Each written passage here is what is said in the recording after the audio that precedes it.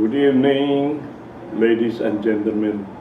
Tonight, we will have our usual Monday bar review for the College of Law of the University of the Visayas, Goliath Law School. And tonight, the topic we are going to tackle is Book 3 of the Labor Code of the Philippines, particularly the 21 legal principles governing wages and benefits. And so I ask you to take notes because there are cases that I will discuss, and also very important policies that will guide proper application of the law on wages, salary, compensation, benefits.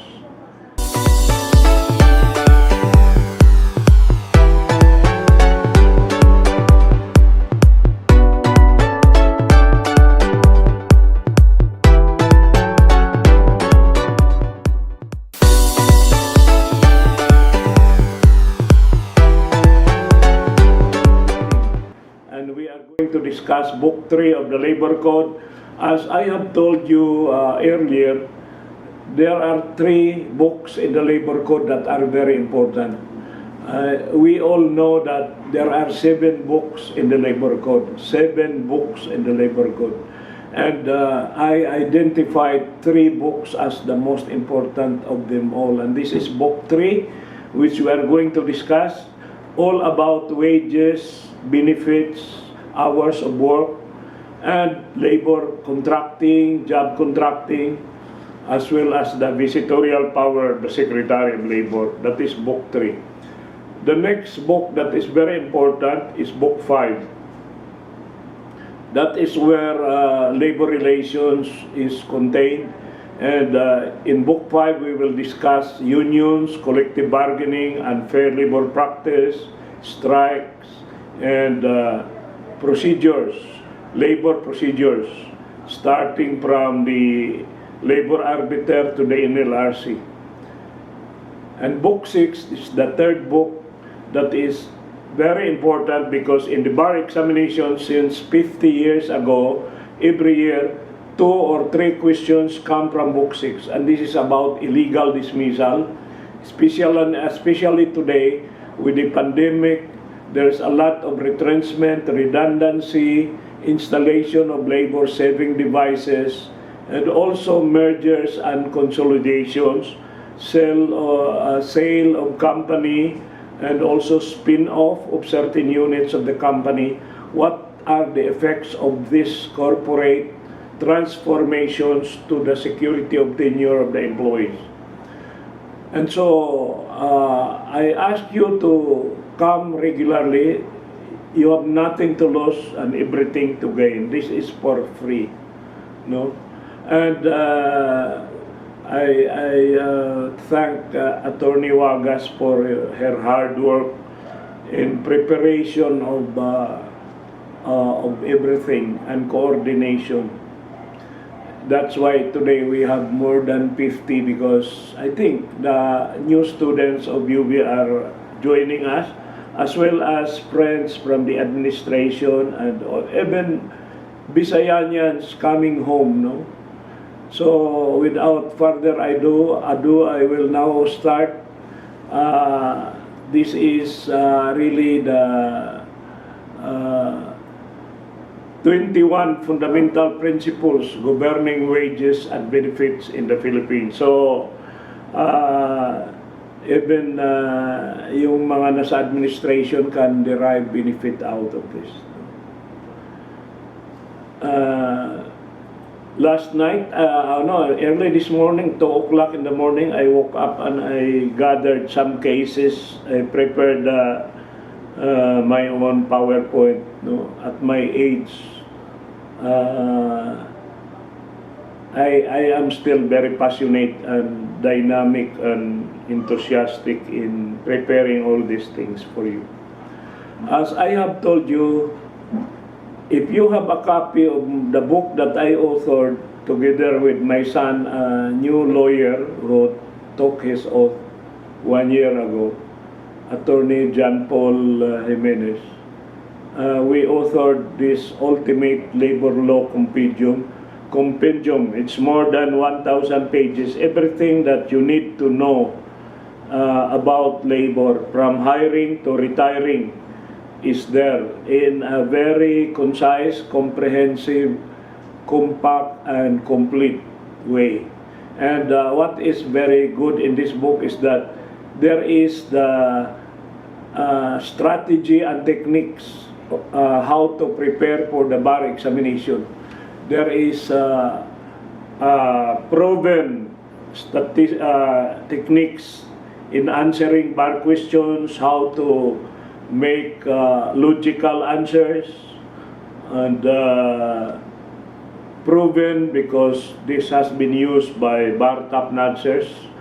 I have been teaching law since 1977, when some of you were not yet born. No?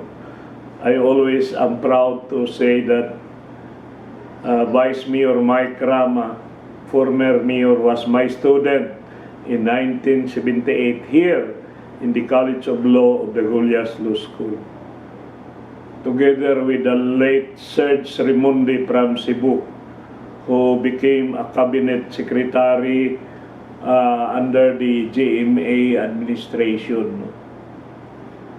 So many of the benefits that we are going to discuss today include not just the minimum wage, but also the holiday pay, the premium pay for holiday, premium pay for rest day, premium pay for special day, and overtime pay, night shift differential pay, service charge, service incentive leave, paternity leave, parental leave, the solo parents law, the leave for the violence against women and children, also a special leave for women under the Magna Carta for OB-GYN, ovarectomy, hysterectomy, and mastectomy. And also 13-month pay, the law on 13-month pay, Presidential Decree 851. Separation pay, whether it is a separation pay for retrenchment, for redundancy, or separation pay in lieu of reinstatement when reinstatement is no longer feasible.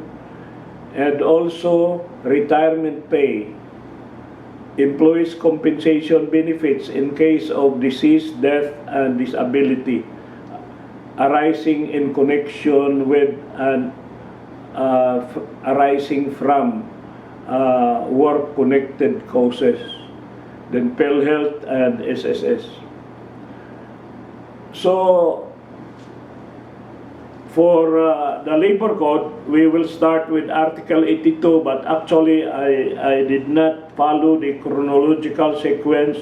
I'm using the principle-based teaching. In other words, I just summarized everything in 21 principles. So you can take picture, you can, in fact, if you subscribe to my YouTube channel, and you can do that right after tonight, you just type USEC GBJ. You can have free copy of this presentation together with all the videos that I have presented. So, talagang napakahalaga, importante kayo that you can subscribe so that you can avail of the free video by being a subscriber to my YouTube channel.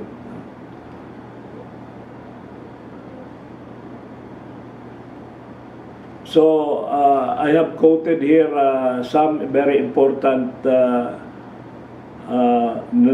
nuggets of wisdom coming from great men.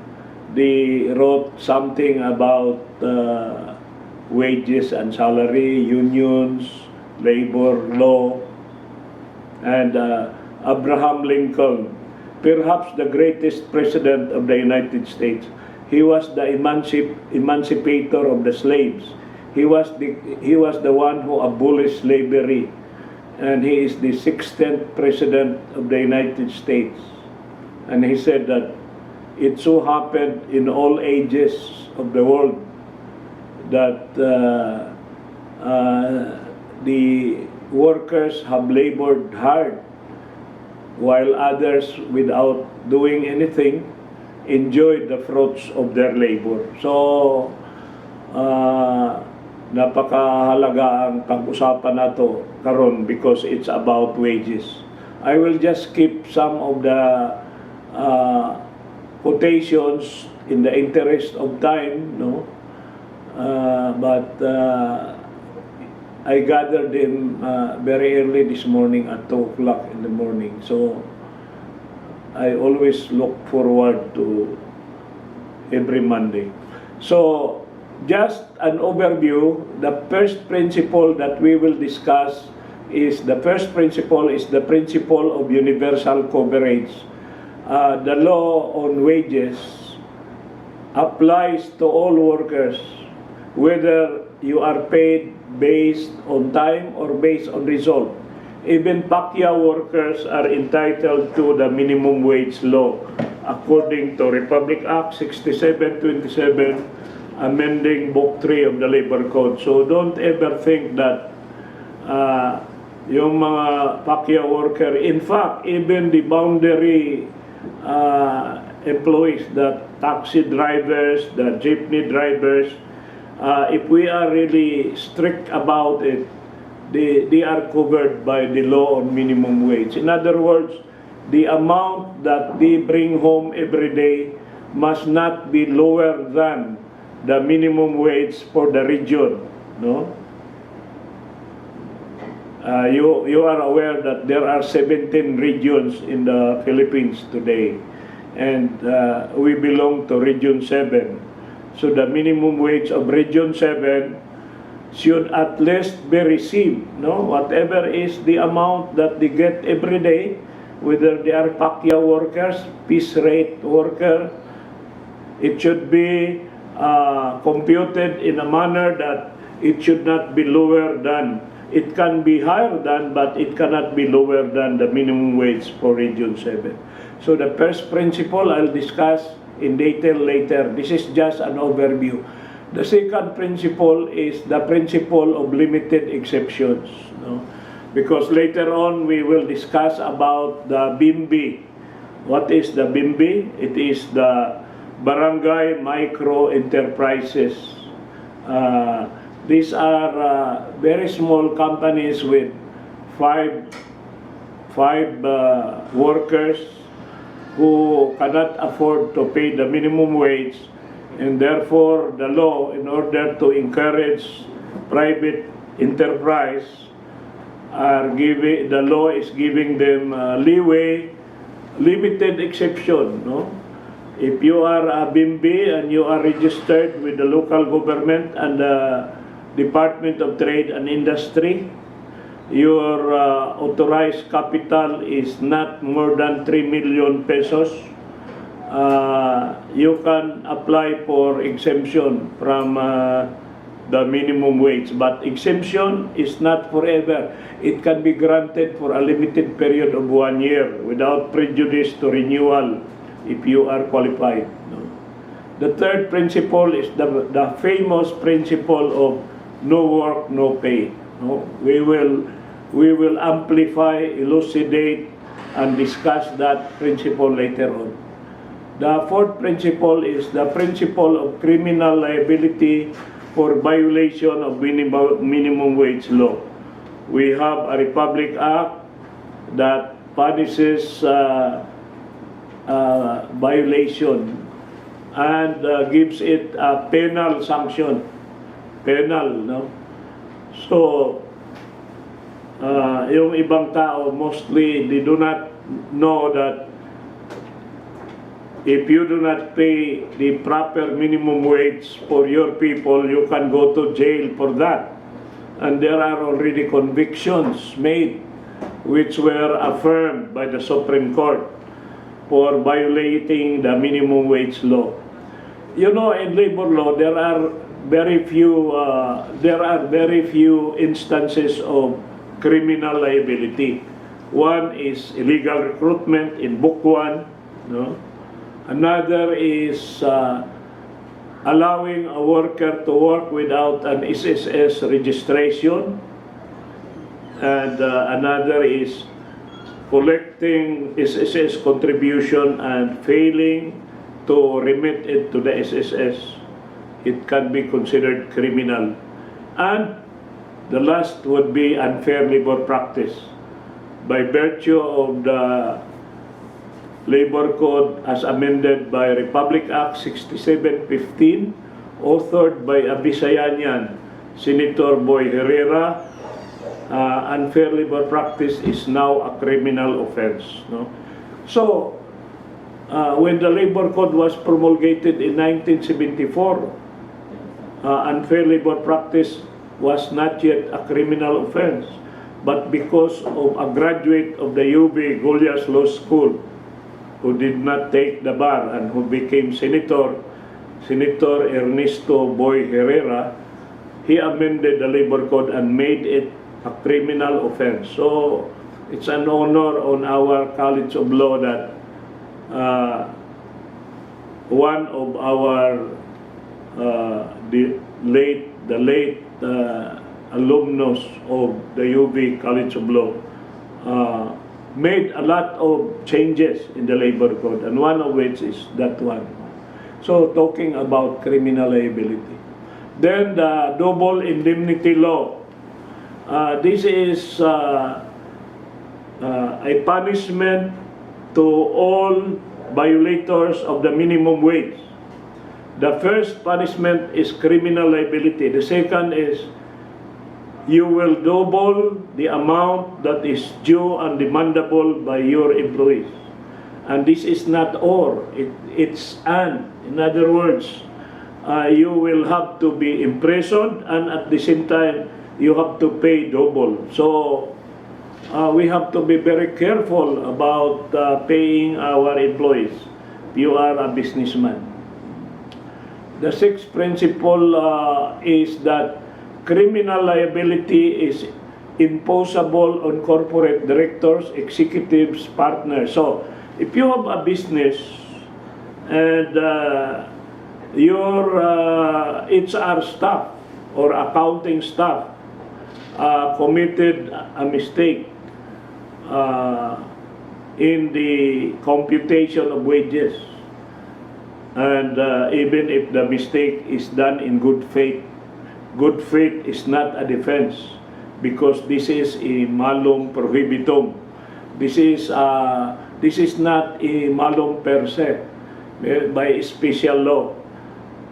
Even if you will say we did not do it intentionally, but if there was a mistake in the computation of the minimum wage, and as a result of the mistake, the minimum wage law was violated inadvertently or unwittingly, then there is criminal liability and there is civil liability, which is the double indemnity, and this criminal liability would be imposed on the president of the company, the managing director, if it is a partnership, the managing partner, not the staff down who committed the error. No, it is the big ones will go to jail for the mistake of their subordinates. Then the seventh principle is the qualified BIMBIS, meaning the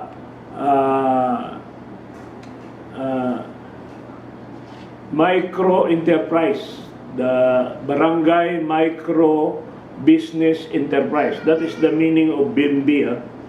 Hindi ito yung anak ni Chris Aquino. This is another BIMBI. BMBE is barangay micro business enterprise, and the law defines micro as 3 million, 3 million authorized capital and below. 3 million and below.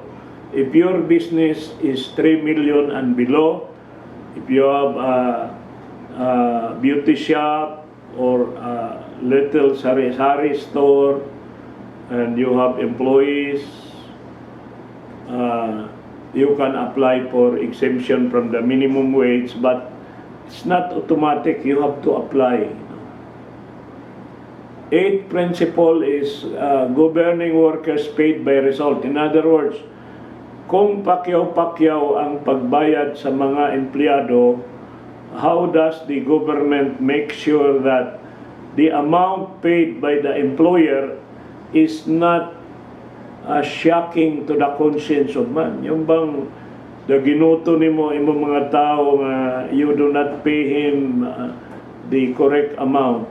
How does the Department of Labor, acting in behalf of the state, in implementation of the mandate in Article 13, Section 3 of the Constitution, that assure full protection to labor? And how does the DOLE make sure that the amount paid is commensurate with minimum wage?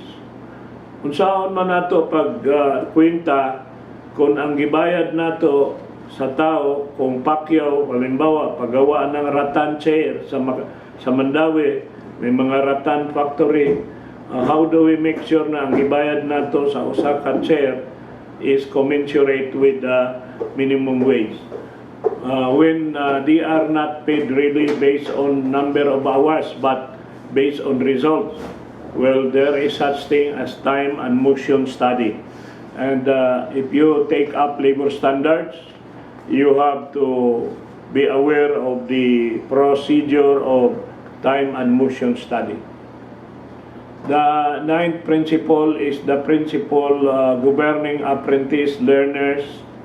When you have apprentices and learners, under the Labor Code, in Book 2 of the Labor Code entitled Human Resource Development, the law allows you to pay only 75% of the applicable minimum wage. Why only 75%? It's because the apprentice or the learner is also learning while he is earning. So the 25% is his tuition fee. So kung ikaw employer, you are supposed to give him a classroom instruction, no?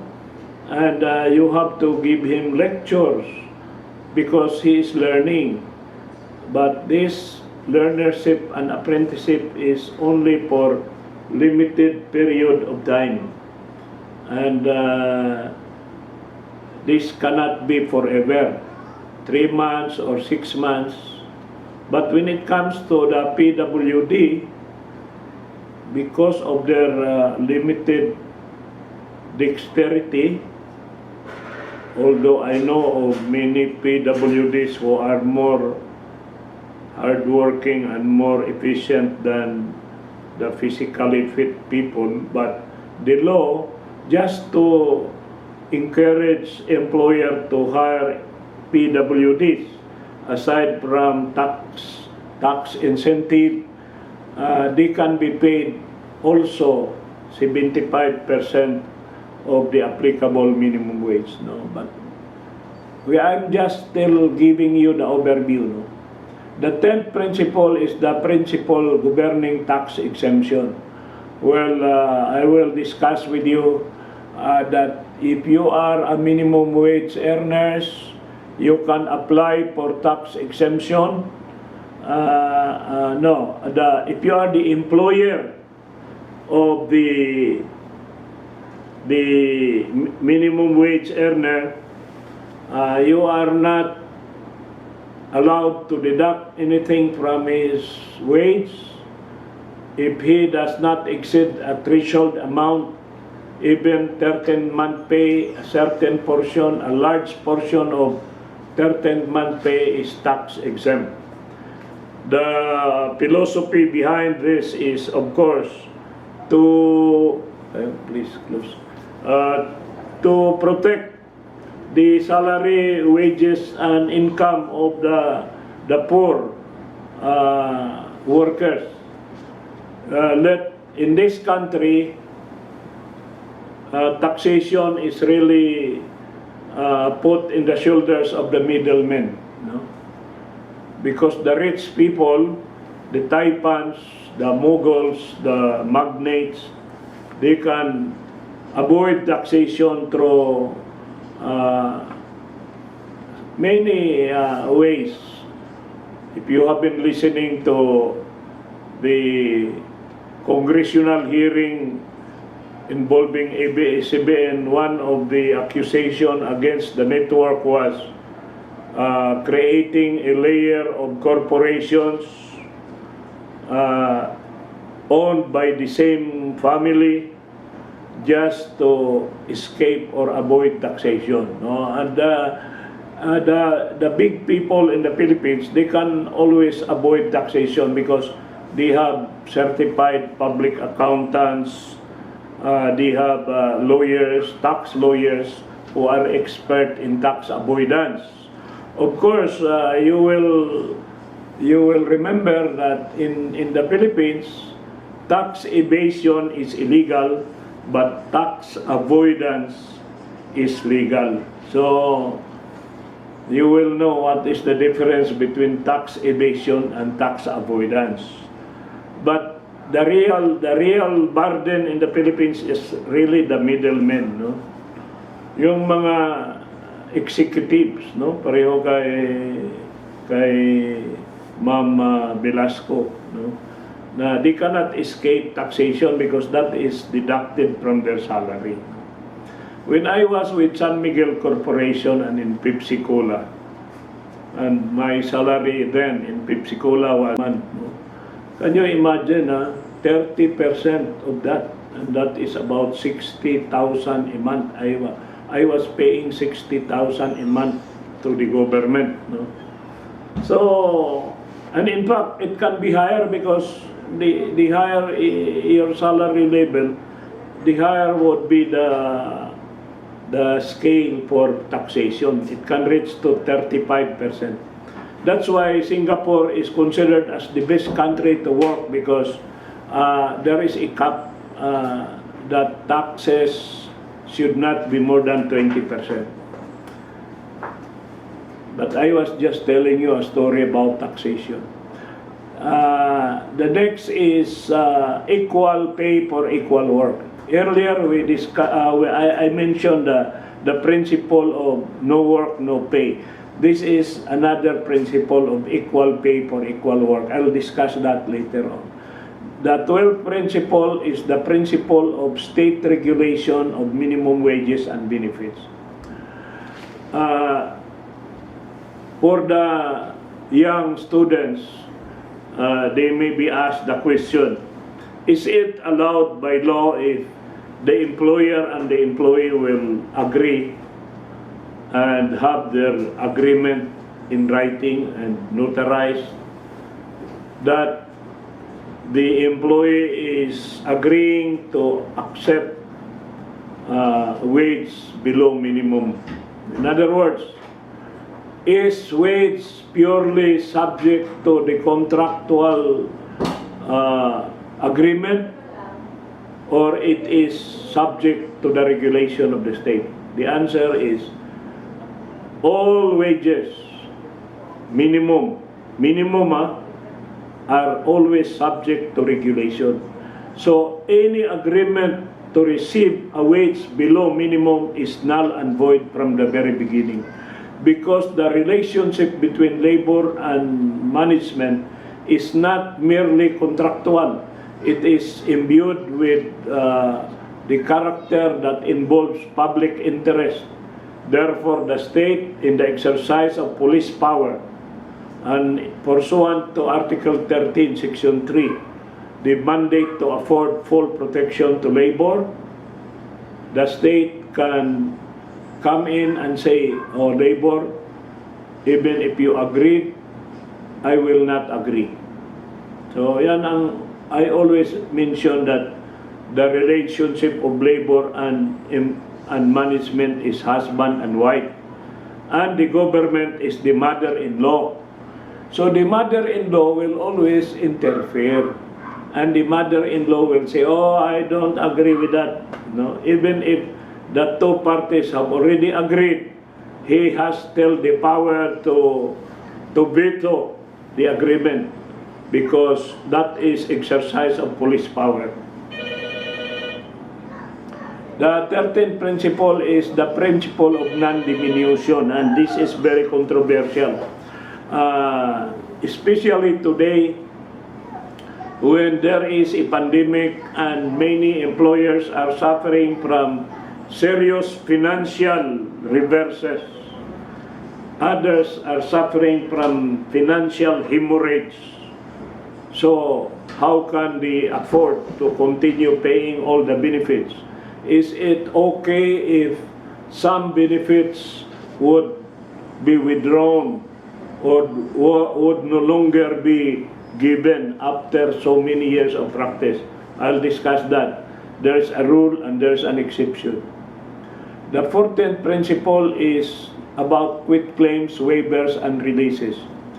There are companies who have the propensity of preparing quit claims, resignation, waiver, and asking the poor workers to sign blindly.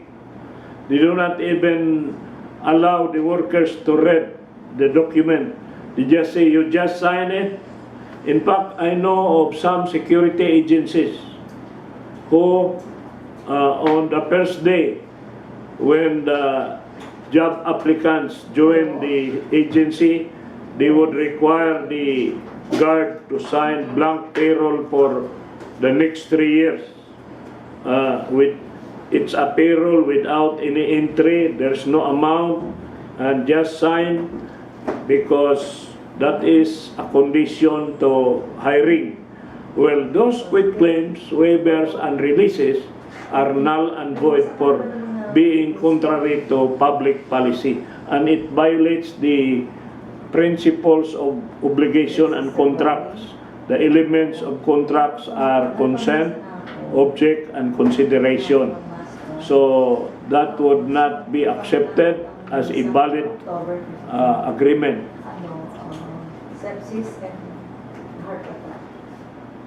And the 15th principle is preference in case of bankruptcy. If the employer becomes bankrupt or insolvent and there are few assets left, which one should be paid first, taxes or the separation pay of the workers? We have decided cases on that. 16th principle, how to compute separation pay. When the company closes or you are subjected to retrenchment or redundancy, or you are asked to leave the company because the employer cannot pay the wages anymore because of financial reverses brought about by the pandemic, what is the formula for computing separation pay? I'll tell you later on. The 17th principle is the principle governing attorney's fees. You become a lawyer and the worker comes to you and say, "Attorney, help me, I'm going to collect my unpaid wages, my 13-month pay, my benefits." And if you are successful in handling the case, how much attorney's fees are you allowed to collect? The Labor Code, particularly Article 111 in Book 3, limits the attorney's fees to 10% for money claims, not for illegal dismissal and for unfair labor practice. What the law limits in terms of attorney's fees are for money claims. Any case for the collection of salary, unpaid wages, benefits, and others are the attorney's fees are limited to only 10%. The next is the principle of burden of proof. When you file a case, who bears the burden of proof? The employer or the employee? Don't answer now. You wait for my discussion. The 20th principle is computation of back wages. Back wages is different from separation pay. Back wages is different from retirement pay. So you must know what are the elements in the computation of back wages. The last principle is the principle governing imposition of legal interest. If your employer fails to pay you what are due to you, and he delayed the payment, you have to file a case. The jurisprudence in the case of Dario Nakar versus Gallery Frames, decided by the Supreme Court in Bank, with Justice Diosdado Peralta, now the Chief Justice, who incidentally is my neighbor here in BF Homes. No? Si Chief Justice Dado Peralta wrote this decision, which was unanimously agreed to by all the 15 justices of the Supreme Court, that there should be an imposition of 6% interest because your money was unlawfully withheld by your employer, and it is just fair and reasonable that you should be paid interest for that money. And so, before I discuss in detail, I want you to remember Article 13, Section 3. In fact, I am strongly encouraging you to memorize this article before you take the bar. Memorize. You may not believe it, but when I took the bar, I memorized the Constitution from preamble to transitory provisions. But that was the Constitution of 1935. It was a very short Constitution. It's only 1/5 of the Constitution of 1987. 1935 Constitution was a very short Constitution, practically copied from the United States, especially the Bill of Rights. I memorized that from, can you imagine, from the preamble to the transitory provisions.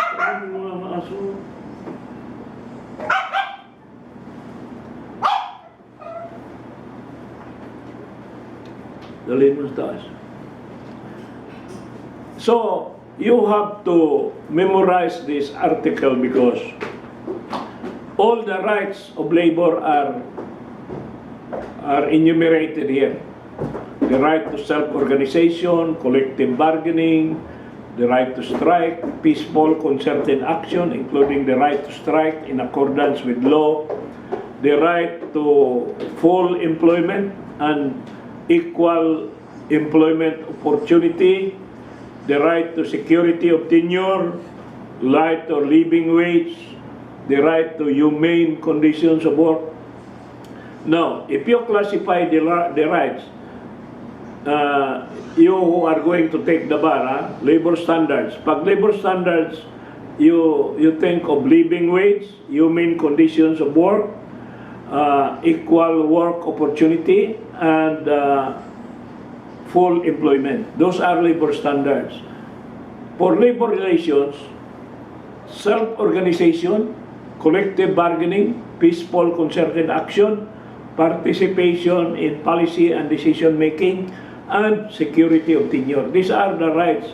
You have to identify which right belongs to labor standards and which rights belong to labor relations. For those new students, labor standards means Book 1 up to Book 4.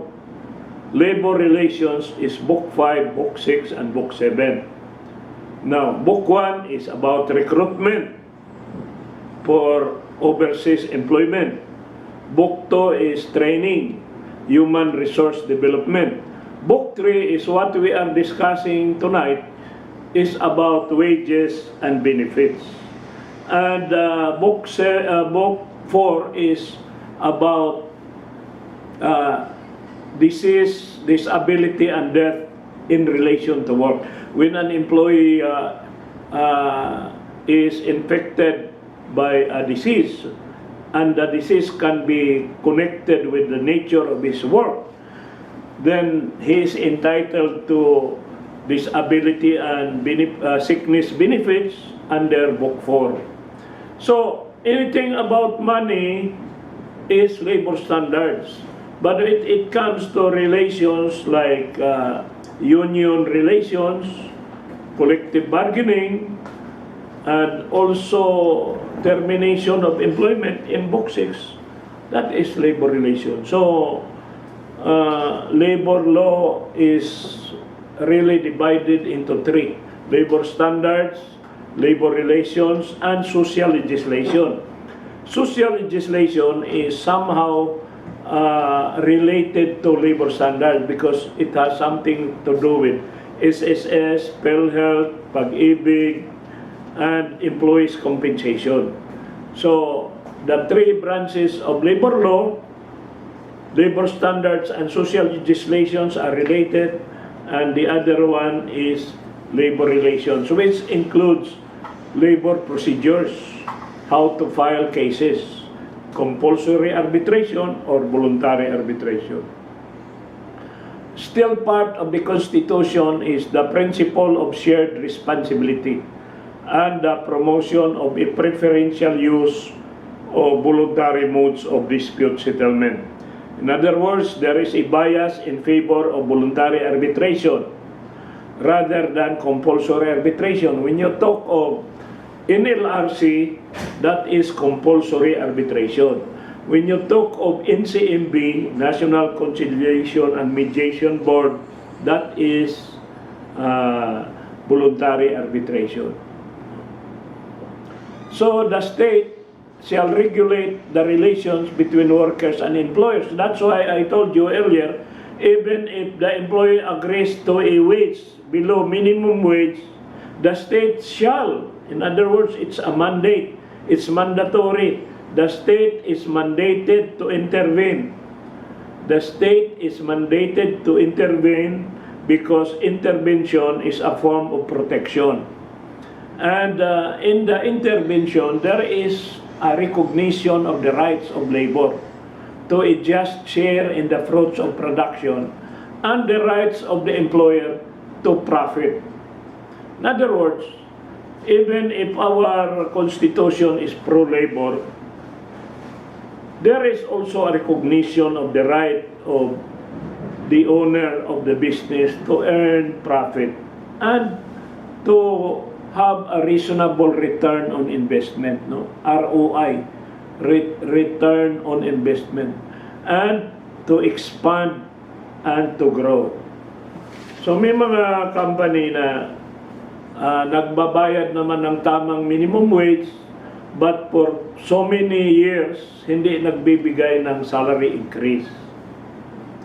So ang tanong dyan, nagbabiolate ba ang company ng batas? The answer is no, because they are paying the minimum wage. And kung ang company na yan ay imbes na ibayad sa mga tao ng increase, ay in-expand niya ang kanyang mga operation, nagtayo siya ng mga branches. Can the worker say na instead of opening new branches, why don't you give us salary increase? Well, if you form a union and your union is recognized or wins in the certification election and you negotiate for a higher salary than the minimum, that is allowed. But without a union, the employer has the right not to give salary increase even for 20 years. Of course, from the HR point of view, that is not good because you will be losing a lot of people. You will be losing a lot of people kasi magre-resign yan. But in the eyes of the law, you have not violated anything. No? From the HR point of view, meron kaming term sa HR na ERM, attract, retain, and motivate. How can you attract a good employee if you are just paying the minimum? How can you retain them if you are just paying the minimum? Or how can you motivate them to excel and to achieve better results in their performance of jobs? So attract, retain, and motivate. But in the eyes of the law, there is no violation. So I will now go into the details of principle number 1. No? Principle number 1 says, the wage orders prescribed by the Regional Tripartite Wage and Productivity Board. Can you memorize that name? Regional Tripartite Wage and Productivity Board. Issued pursuant to Republic Act 6727. This is another law authored by Senator Boy Herrera. Senator Boy Herrera, Bisayanian like us, was the one who created the Regional Tripartite Wage and Productivity Board. Because during our time, prior to 1989, there was only one minimum wage for the whole country, the Philippines. But today, there is a different minimum wage in every region. In fact, in one region, it can differ. The minimum wage in Cebu City is much higher than the minimum wage in Siquijor. Siquijor is also Region 7. But there is a segmentation depending upon the level of the development of the local government unit. So the wage orders prescribed by the Regional Tripartite Wage and Productivity Board shall apply to all. Take note, I give emphasis to all. No? All private sector workers, government employees are not included. No? In fact, sometimes the government is a violator of labor law. No? Yung gobyerno laging nagsasabi na i-abolish ang contractualization, pero ang daming contractual sa gobyerno, para ang gobyerno ay sasabihin sa iyong follow what I say but do not follow what I do. No? So, minsan na sinusulat ko yan sa column ko sa Freeman, na ang gobyerno minsan ay nagbabiolate ng sarili niyang batas. Pero itong batas kasi sa labor applies only to private sector workers. No? And most of the provision of the labor code applies to private sectors. But I will ask you now, kamong mga graduate na, is there a provision of the labor code that applies to government employees? The answer is yes. And that is Book 4 of the labor code. When an employee dies in line of duty, o kung ikaw frontliner ka, nurse ka, namatay ka because na-COVID ka, you will be covered by Book 4. And Book 4 covers not just the private sector employees but also public sector. But now we are focusing on wage.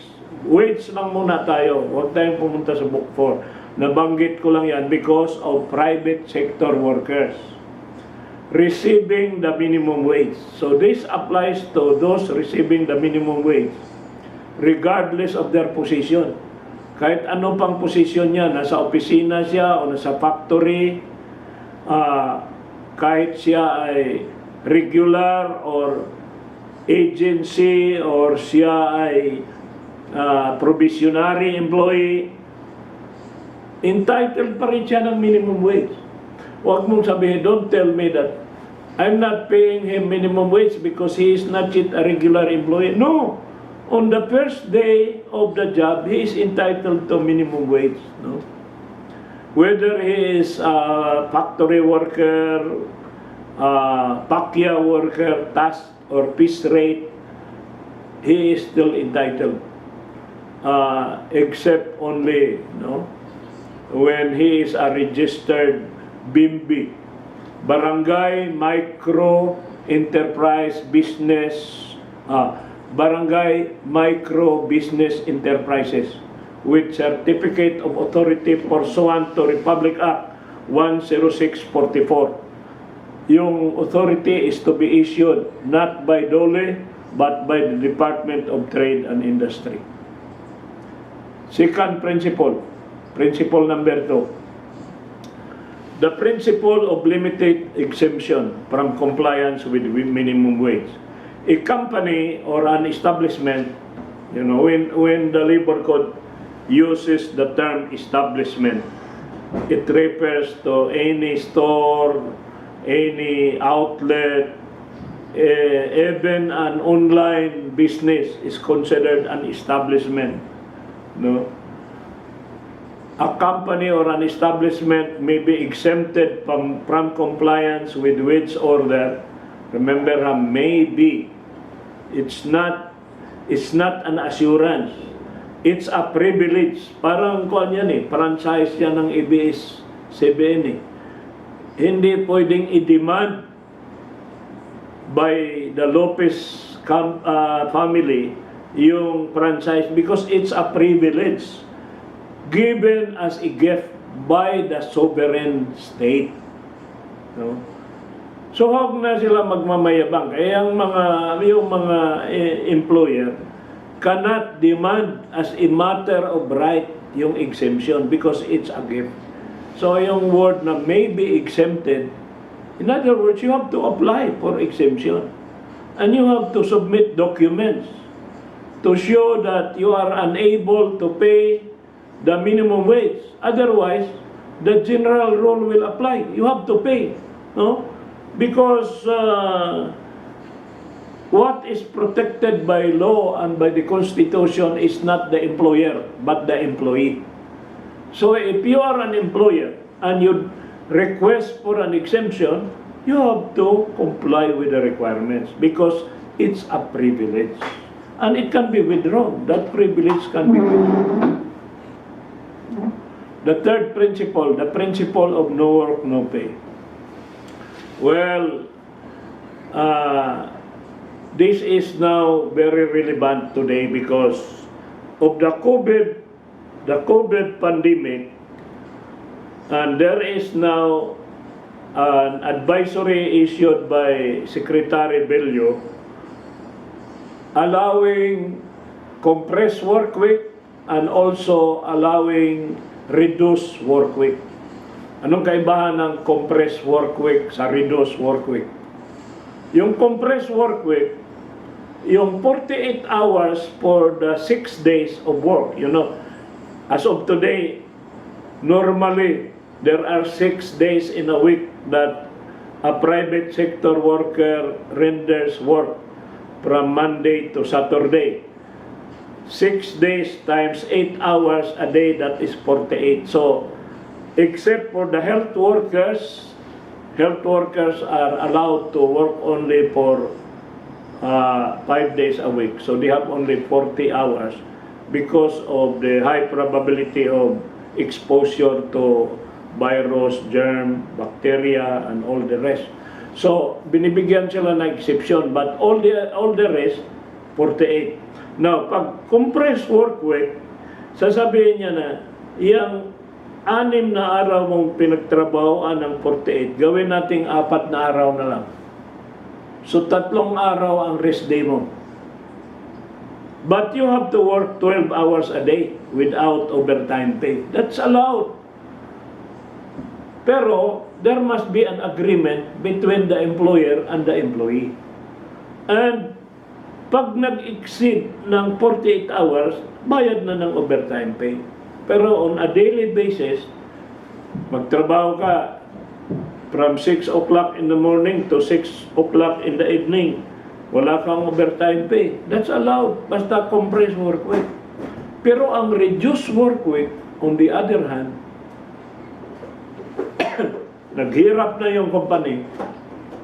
Sabi ng company, I cannot afford to pay my workers 6 days a week. 3 days na lang. Maghati-hati na lang kayo. Kalahati magtrabaho Monday to Wednesday. Another group Thursday, Friday, and Saturday. Para lahat kayo may income, pero 8 hours times 3. Imbes na 48 hours kayo sa isang linggo, 24 hours na lang. And on the days that you do not work, you have no pay. That is the principle of no work, no pay. And that is allowed by law. But that is only for limited period of time in case of crisis like this. In fact, under the Labor Advisory number 17 and 22 of the Holy Secretary, every 6 months, that arrangement expires. Now, if the pandemic will subsist, you can renew that, subject to the agreement of the parties. Now, if there is no more capability on the part of the employer, then we will use Book 6 instead of Book 3. And that is retrenchment and early retirement or voluntary separation with payment of separation pay. Okay, the fourth principle is the principle of criminal liability. Ito yung sinasabi ko sa inyo eh. Republic Act 8188. Kasi ang mga employer, pag hindi mo bigyan ng criminal liability, talagang magbabiolate yan. Sa payroll, ilalagay nilang minimum. Pero ang natanggap sa tao, hindi minimum. Iyon naman mga tao, dahil hirap maghanap ng trabaho, tinatanggap na lang nila kahit masakit.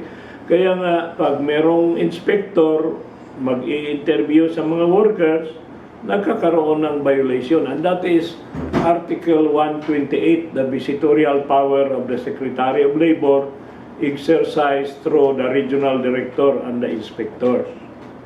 So, this law makes it criminal. Kung ang minimum wage, halimbawa 400, nagbayad ka ng 350, preso ka. Ilang taon preso mo? Not less than 2 years, nor more than 4 years. And, or fine of an imprisonment. Ang fine is 25,000 to 100,000 or imprisonment of 2 years to 4 years or both. Pagalit yung judge sa iyo, yung judge ang merong discretion dyan. Kung maangas ka sa hearing, di ka gumagalang sa judge, mainis yung judge sa iyo, imbes na fine ka lang, pag fine lang 100,000, kayang-kaya ng employer. But if you are imprisoned for 2 years, that's the minimum. That's a big deal. So, be careful about minimum wage. Pag hindi ka nagbayad ng overtime pay, hindi yan criminal offense. Hindi ka nagbabayad ng holiday premium, hindi yan criminal offense. Hindi ka nagbabayad ng 13th month pay, hindi yan criminal offense. Pero hindi ka nagbabayad ng minimum wage, criminal offense yan. Yan ang tandaan nyo. Fifth principle, double indemnity. Yan. In addition to imprisonment and fine. Ito in addition ito. Nasintensyahan kang mabilanggo or pinabayad ka ng fine or both. On top of that, you will have to pay double the amount that is collectible by the employee. Kung meron kang 100 empleyado or 500 empleyado, tinutal lahat yan, ang lahat ng underpayment na nangyari, kinuwenta yan ng dole, umabot yan ng 3 million. Dodoblehin yan, gawing 6 million. Imbes na matanggap ng empleyado 3 million lang, magiging 6 million. Nagbayad ka na ng 6 million, na bilanggo ka pa, o nagbayad ka pa ng fine. Iba yung fine, kasi the fine will go to the government. The double indemnity will go to the employee. So do not confuse. Do not confuse the double indemnity with the fine. No? Okay. Number 6. Sino ang bibilangguin? Yan. Sir, paano natin mabilanggo yan? Korporasyon yan or partnership yan. O edi yung partner, yung managing partner ang bibilangguin natin. Yung vice president, yung CEO. Can you imagine na Ma'am Velasco, halimbawa magkamali yung magpasahod dyan sa UB. Meron yung mga non-teaching personnel, for instance, nagkamali pag-compute. Sino mabilanggo? E di yung mga CEO natin, COO, yung mga vice president, hindi yung nagkamali, hindi siya ang mabilanggo. Matatanggal lang siya sa trabaho, pero ang mabibilanggo ay yung mga executive. Kaya sa command responsibility, you have to supervise your people. Kayong mga graduate ng law, sa torts and damages, you come across with the principle of respondeat superior. Bakit kung ang ikaw may taxi ka, pagkatapos ang driver mo ng taxi nakasagasa, siyempre ang criminal liability siya yun. Pero yung civil liability, kung insolvent yung driver, ikaw mapunta because you failed to supervise him and you failed to choose the correct driver. So yan ang respondeat superior. Yan ang command responsibility. Kaya kahit ikaw, mabait ka, magaling ka, pero yung mga tao mo, pwede kang ipahamak. Pwede kang ipahamak ng mga tao mo, mabibilanggo ka na wala kang kaalam-alam. No? And I will say, mag-impose ka na mag-interpose ka ng defense ng good faith. Sabi, sir, wala naman akong intention. Good faith ako eh. In criminal law, you will know the principle of mala prohibita. Mala prohibita yan eh. It's not a mala per se. So sa mala prohibita, it is a special law and it is a special law, therefore criminal intent is not necessary and good faith is not a valid defense. Parang illegal recruitment yan eh, parang trafficking in person yan. Pagka nahuli ka, sabihin mo, tumulong lang na naman ako, sir, hindi naman ako, wala akong masamang intensyon. Kahit wala kang masamang intensyon, bilanggo ko pa rin. Because that is a malum prohibitum. No? Huwag mong sabihin na nagkamali yung mga tao ko, huwag naman ako ang kakasuhan. You failed to supervise it. Therefore, you are liable, and that is by explicit provision of the Labor Code. Seventh principle, BIMBIS. Ito yung sinasabi ko eh. Barangay Micro Business Enterprise engaged, not all of you, only those that are engaged in the production, processing, manufacturing of products or commodities, including agro-processing, trading, and services. Services, pwede yung services. Halimbawa, meron kang beauty parlor, meron kang massage, meron kang spa. That is service. No? And your total assets is not more than 3 million asset, ha? Hindi authorized capital, no? Excluding the land where the company is located. So, pag valuation mo ng asset, huwag mo nang bilangin yung lupa kasi mahal ng lupa eh. Yun na lang mga furnitures mo, mga assets mo, not more than 3 million. You will qualify as a BIMB and therefore you can be exempt from the minimum wage, no? But on a limited time. And the employees, pwede yung mga empleyado na mas mababa yung sahod nila. Tsaka, kailangan sabihin mo, sir, magkano ibigay namin kung below minimum? You have to consult the regional office. Hindi yung ikaw lang magbuot, ikaw lang magdesisyon. Sobrang liit. But nonetheless, even if you pay below minimum, you still have to register your people under the SSS, PhilHealth, and Pag-ibig.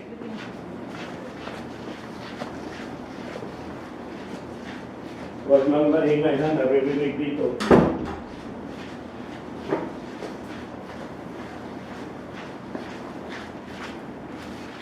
So, the exemption is only on minimum wage. There is no exemption from SSS, no exemption from employees' compensation, no exemption from PhilHealth and Pag-ibig. Kaya, akala mo isang exemption lang, exempted ka na ng minimum wage, you will demand exemption from SSS. No, there is no exemption. Another criminal case yan sa SSS. If you allow a worker to work without SSS, meron kasing mga tao, mga pilosopo sabihin, sir, ayaw na lang kong didakig SSS. Ayaw na lang kong didakig PhilHealth, sir, kaya ako rin bahala na ako'y HMO, na ako'y MaxiCare. Ayaw yun magsugot kasi at the end of the day, even if there's an agreement, even if the agreement is put in writing, that is still null and void. And, of course, sa PhilHealth, you will not go to jail, but sa SSS, you will be jailed for that. The eighth principle, ito yung Pacquiao peace rate. The regional director of Dole will send a representative to conduct a time and motion study. If you have a factory manufacturing t-shirts or mga short pants, the Dole representative will go there for 8 hours and count the average number of short pants that can be completed in 8 hours, and he will divide the 8 hours. If there are 100 short pants finished, masyadong marami yan, 100. Limbawa 20, you can finish 20 short pants in 8 hours. So that means that you divide that 20 by 8. So whatever is the minimum wage for 8 hours, by ratio and proportion, the piece rate should be paid in accordance with the result of the time and motion study. Okay? The ninth principle is the principle of apprentice. Well, we are encouraged to hire apprentice and learner and PWDs. PWDs now, by virtue of the amendment of the Magna Carta, it used to be that PWDs were paid 75% only. But because of the Magna Carta for PWDs that prohibits discrimination, they are now paid 100%. But the learners and the apprentices, they can be paid 75% of the minimum wage, but for limited time.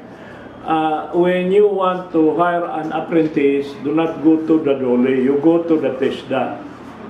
Because this function, during my time when I was Undersecretary of Labor, apprentice was under the DOLE. But it was later transferred to TESDA because it has something to do with training and development. The next one is tax exemption. Effective January 1, 2018. Ito new ito, bago ito. Kayong mga estudyante, this is a very good information. Salaried individuals earning an annual compensation of 250,000 or below are exempted from taxation. So kung 250,000 yan, divide by 12, magkano lang yan? Magkano lang yan ang monthly yan? So mga below 20,000 yan. And the following income of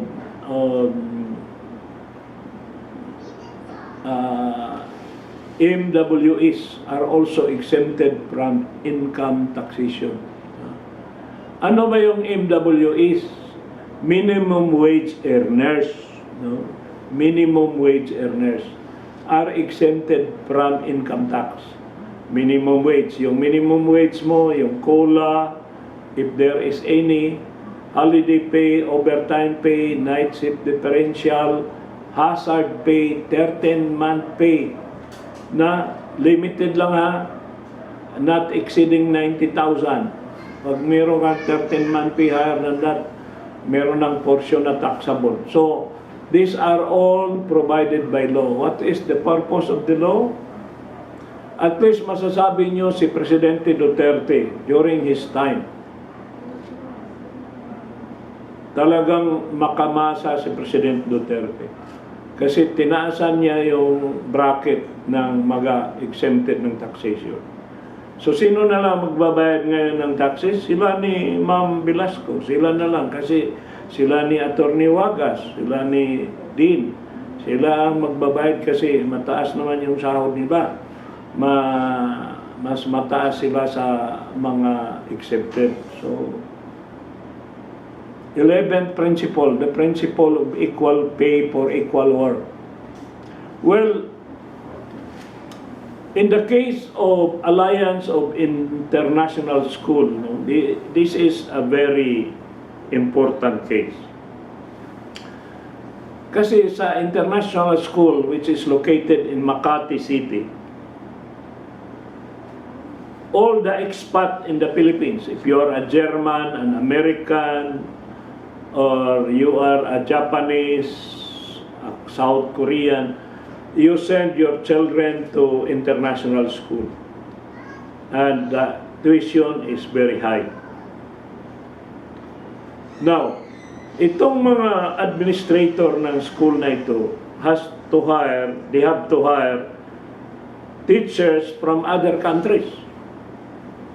So mag-hire sila ng mga European teacher, American teachers, Chinese, no?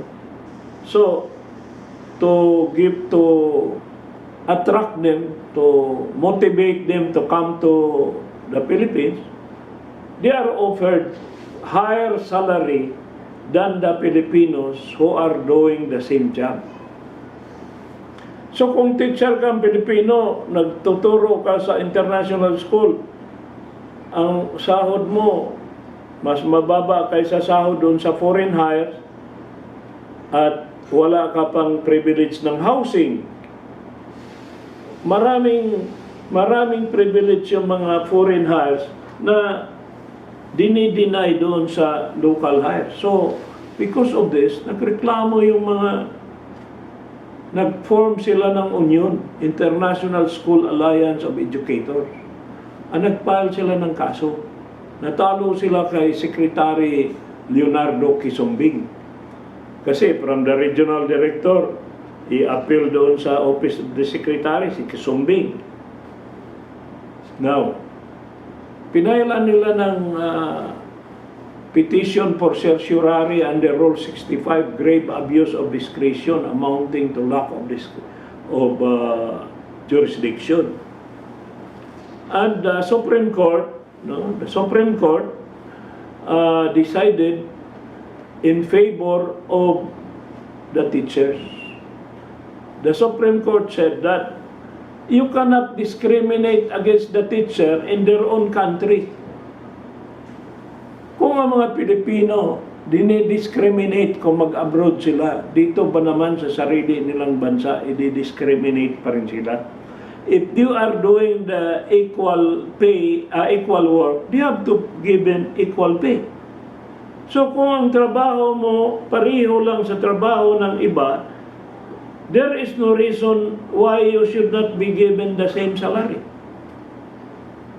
Because this violates the Equal Protection Clause, Article 3, Section 1 of the Bill of Rights. No person shall be deprived of his life, liberty, and property. Neither shall any person be denied equal protection of the law. And in the Constitution, there is a specific provision against discrimination. And that is also in Article 13, Section 3, as I earlier showed to you. Equal work opportunity. The state shall guarantee equal work opportunity regardless of sex or age, race, and creed. May pang-apat yan, unionism. You cannot discriminate against those who are members of unions. Hindi mo pwedeng sabihin, membro ng KMU yan, huwag mo yung i-promote or huwag mong bigyan ng increase yan. No? Of course, you can discriminate based on character. For instance, yung maraming absenteeism, pwede mo yung hindi i-promote. Height, pwede kang mag-discriminate based on height.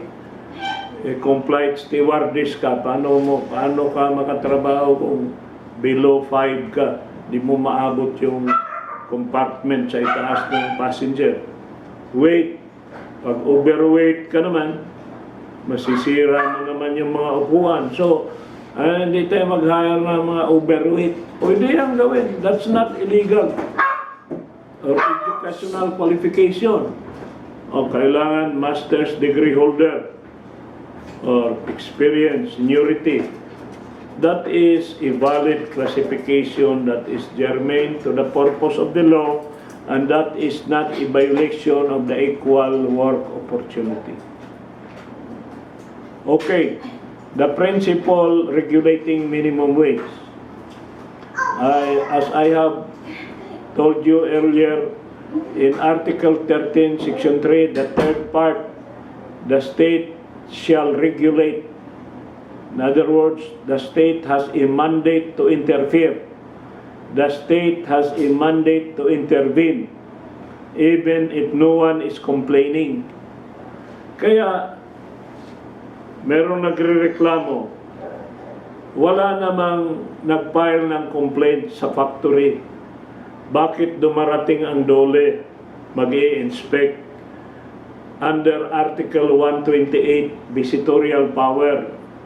Then mag-i-interview ng mga worker, titingin ng mga physical arrangement, maghanap ng issue on safety, health, and maghanap ng payroll, titingnan yung mga voucher. That is part of the regulation. And regulation is just a means to protect, to afford full protection to labor. In the court, in the case I have mentioned, International School versus Honorable Kisumbing, and in a long line of cases in this jurisdiction, the state has the power and even the duty, not just the power but the duty to regulate the relations between labor and capital. Because under the Civil Code of the Philippines,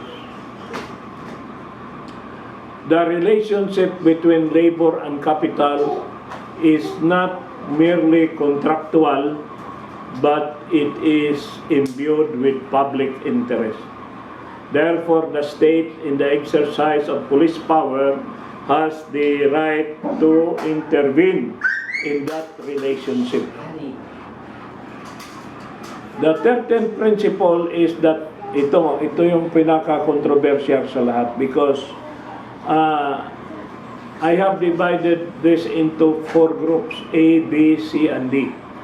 The principle of non-diminution, there is the liberal approach. No? There are 2 kinds of approach. The liberal approach is the first one. And under the liberal approach, this article is interpreted to include all increases. Kasi pag binasa mo yung Article 100, sinabi lang naman na kung ano ang mga sahod ng empleyado noong May 1, 1974 at the time of the promulgation of the Labor Code ay hindi dapat bawasan. So it refers only to those salary as of May 1, 1974. But the liberal approach has expanded the meaning of this to include all, even until now. Pag meron kang sahod, umabot ng sahod mo ng 50,000 a month, kahit maghirap pa ang kumpanya, hindi pwedeng ibabayan unilaterally. Hindi mo pwedeng sabihin, effective next month, all of you will suffer 20% cut of your salary. Because that is the way we have to adapt in order to survive. That is null and void if it is just imposed. It is not negotiated. Namang pinilit ng employer na bawasan yung mga sahod, alisin yung benepisyo na enjoyed for so long under the liberal approach of Article 100, that is not allowed. But there is a restrictive approach which says that yun lang na mga sahod in 1974 ang dapat makover ng Article 100 of the Labor Code, as I was saying. Then there is a third principle. No? In the case of Arco Metal Products versus samahan ng mga manggagawa, si Justice Arturo Brion, bar top-notcher of 1974, Ateneo, clarified that under the principle of mutuality of contracts, the reason why we are not allowing a unilateral deduction of salary is because contracts are bilateral. If you want to lower the salary, you have to get the consent of the other party. In other words, by virtue of this, the mutual consent approach under the Civil Code of the Philippines, it is allowed to negotiate for lower as long as there is no undue influence, no deceit,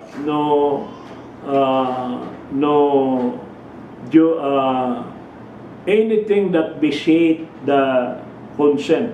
Because you are aware that there are 3 elements of a contract: consent, object, and consideration. So, ang consent must be knowingly, freely, and voluntarily given. Tatlo yan knowledge, freedom, and voluntariness. Knowingly. Paano ka magbigay ng consent kung hindi mo alam ang punot dulo? So, there must be full disclosure.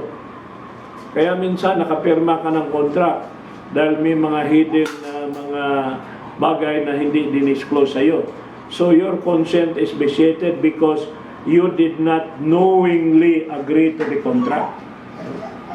Parang manligaw ka ng babae na nakatakip ang mukha.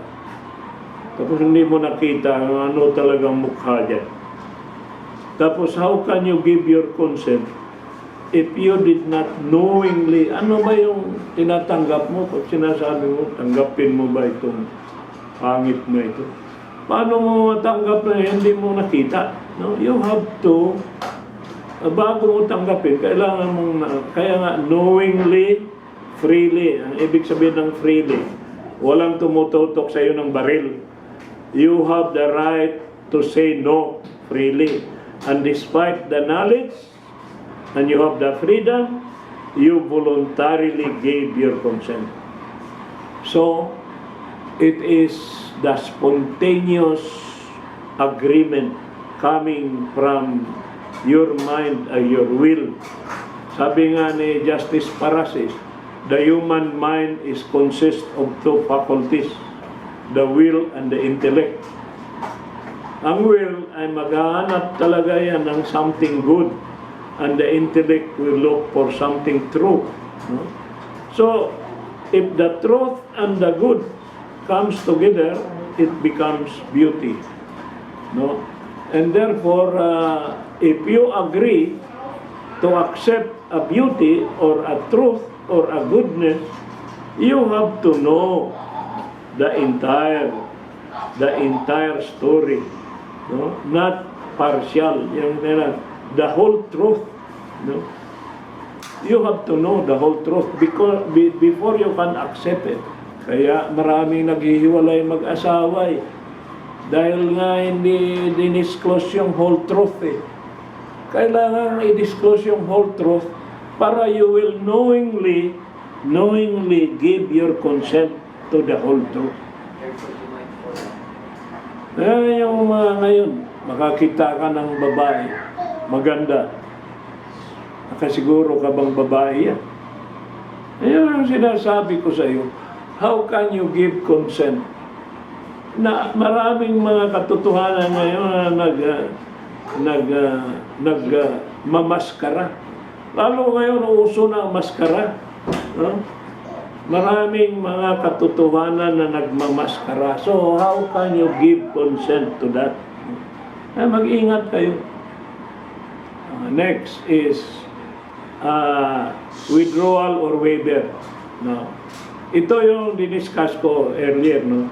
In the case of Davao Insular Hotel, nalugi na yung hotel sa Davao. Binili ni William Gatchalian, yung may-ari ng waterfront sa Lahog at saka waterfront sa airport. Si William Gatchalian, yun ang ama ni Senator Gatchalian. Now, binili nila yan. Ang sinabi nila, hindi ko kaya yung mga sahod ninyo, kaya nalugi kayo dahil sobrang taas ng sahod nyo. Ang gawin ko ngayon, bayaran ko kayo lahat ng separation pay at pipiliin ko na lang yung i-rehire. So nag-iiyakan yung mga empleyado. Sabi, sir, kami ay willing na ibaba namin yung sahod namin, alisin na yung ibang mga benepisyo. Willing kayo? Sige, sumulat kayo sa akin. Sila ang sumulat. They are the one asking that their salary be lowered. And inagree ng management. Ngayon, yung 20% na hindi nag-agree, yung mga rebuilding grupo, yung mga oppositionist, hanggang nakarating sa Supreme Court, ang sabi ng Supreme Court, this is not illegal because this is negotiated under Article 1308 of the Civil Code, and negotiated withdrawal with just consideration is not prohibited by law. Kasi binayaran naman sila At saka ang kapalit doon, walang tanggalan. Anong gusto mo? Malaki na wala o yung maliit na meron? So mabuti na lang yung maliit na sahod na meron ka trabaho kaysa maghangad ka ng mataas na hindi naman kaya ng management. So, hindi illegal na ibawasan ang sahod. Basta hindi ito pinilit ng management. Hindi ito in-enforce. This is negotiated. And there is a consideration for the withdrawal. Under any of the following circumstances, yung pwede mong bawasan ang sahod, meron pang panglima pala eh. Kung nagkamali ka ng nabigyan mo siya ng sahod na, ang sahod niya 20,000, nagkamali ka ngayon, nagkamali ng pindot yung computer na nagiging 200,000, nadagdagan ng zero. That's an honest mistake. And you know, if you remember the principle of solutio in debiti and due payment, alam mo yung kaso ng Melon Bank? I'll tell you the story of Melon Bank. There was the woman in San Francisco, California, who sent $1,000 to her brother in the Philippines. No? Yung sister nasa San Francisco nagpadala ng $1,000 through the bank sa Melon Bank dito sa kanyang kapatid na lalaki sa Pilipinas. Ayuda yon, ayuda. Nagkamali yung bangko. Yung $1,000 nagiging $1 million. Alam naman ng lalaki na ang pinadala ng sister niya is 1,000 lang. Ang ginawa niya, winidraw niya ng winidraw, bumili siya ng maraming mga kotse, nag-abroad siya, naglustay siya, nag-casino siya. Ano nangyari? Pinailan siya ng criminal case, estafa. Because when you receive money which is not due to you, that is solutio in debiti, you have to return it. And therefore, the principle of non-diminution will not apply if it is a mistake.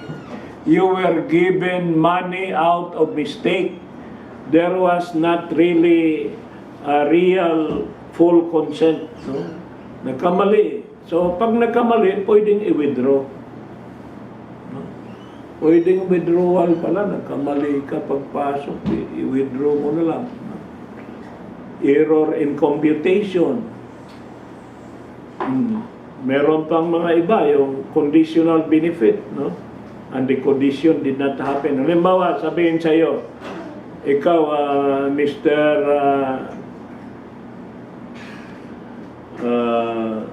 Carrion, sabihin sa iyo ng employer mo, I will give you a bonus of 100,000 if you pass the bar.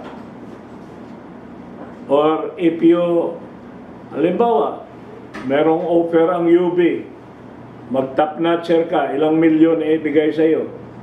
Hindi nangyari yung condition, hindi ka nag-top notcher. Nakapasa ka lang, pero hindi ka naka-top notcher. So, you are not entitled to it. And do not consider it as a diminution or a withdrawal because the condition did not happen. Di ba? Ang galing na mga paliwanag ko sa inyo. Pag hindi pa ninyo yan maintindihan, iwan ko na lang sa inyo. Okay. In the case of Davao Insular and PAL, the case of Rivera versus Espiritu, yan ang sinasabi ko sa inyo. You have to read this case. Gerardo Rivera versus Secretary of Finance Espiritu, Edgardo Espiritu, under the administration of President Erap Estrada. When in Philippine Airlines, the employees waived their salary increase for 10 years. Pero mo, hindi sila bibigyan ng increase for 10 years. Walang CBA negotiation for 10 years. And that agreement was questioned before the Supreme Court. And the Supreme Court upheld the validity of that agreement because it was not imposed unilaterally It was a product of negotiation, and there was a just consideration. The workers were given 300 share, 300, I think it is more than 300,000 shares of stock, each one of them. 300,000 pesos worth of shares of stock of Philippine Airlines for free. That is in lieu of salary increase. Napakatalino ito si Mr. Luciutan. Sabi kayo, wilga ka ng wilga sa PAL. Ngayon, gagawin ko kayong co-owner ng PAL. Hindi na kayo magwilga, sarili niyo, kumpanya ninyo yung PAL, kayo may-ari. So I'll give you worth 300,000 shares of stock. Lahat kayo, each one of you will receive shares of stock for free. Pero wala tayong salary increase for 10 years. Pumayag yung about 60%, ang 40% nag-question before the Supreme Court. And they lost their case. The Supreme Court said, yung mga hindi pumayag, pwede na silang tumanggap ng separation pay. Pero yung mga pumayag, huwag ninyong pigilin yung pumayag na pumayag sila na walang salary increase. Hindi naman bawasan eh. Wala lang increase. No? And they received 300,000 worth of shares of stock. See? So I have here a lot of cases. The case of Sevilla Trading versus arbitrator Tomas Simana. The case of Globe Telecom versus Flores. The case of Meralco versus Kisombing. Ito yung case ng mga security guard. No? Arco Metal Products. The case of Davao Fruits versus ALU, Associated Labor Union. Davao Integrated Port Services versus arbitrator Barquez. All these cases involves diminution of benefits. And this is one case, Eastern Telecom versus Eastern Telecom Employees Union. The facts are very simple. They have been receiving bonuses for so many years. Sobrang yaman ng mga telecom company at that time. Nagbibigay sila ng 15-month pay, 16th month pay. Bigla silang nalugi. And withdraw nila ngayon yun. At kinasuhan sila. No? At ang tanong doon, yung bang pagbigay ng bonus for so many years became already a company practice that cannot be withdrawn unilaterally? The answer is yes. And the members of the union are entitled to the payment of 14th month, 15th month, and 16th month bonuses. Can you imagine that? Meron silang 15th month, 14th month, 15th month, 16th month bonuses. And the reason of the company na financial reverses are not acceptable. Para bang sinabi ng Supreme Court, ginawa na ninyo, kaya yan nananatili yun, the reason why the workers stay with you. And what is most important here is that this is now embedded in the contract, which is the collective bargaining agreement. It is not just a company policy. It is written as part and parcel of the written contract, which is the collective bargaining agreement. So it cannot be withdrawn unilaterally. Hindi, iyan ay iba yan doon sa waterfront, sa Insular Hotel, kasi sa Insular Hotel it was negotiated. Sa PAL it was negotiated, but here abruptly lang itigil mo yung pagbayad ng 14th month, 15th month, and 16th month. And what is your alibi? Or what is your reason? The reason is we cannot afford. That reason is not acceptable. Quit claims. Ako, ito na ngayon ha. Yung mga company magpapaperma ng quit claim, patapos sasabihin, huwag na ninyong basahin, permahan na lang ninyo. that is null and void.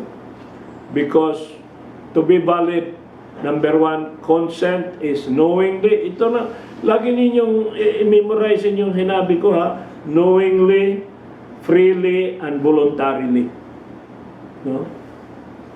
Sabihin na, tinatanggap mo ba na hindi ka na bibigyan ng bonus simula sa taong ito?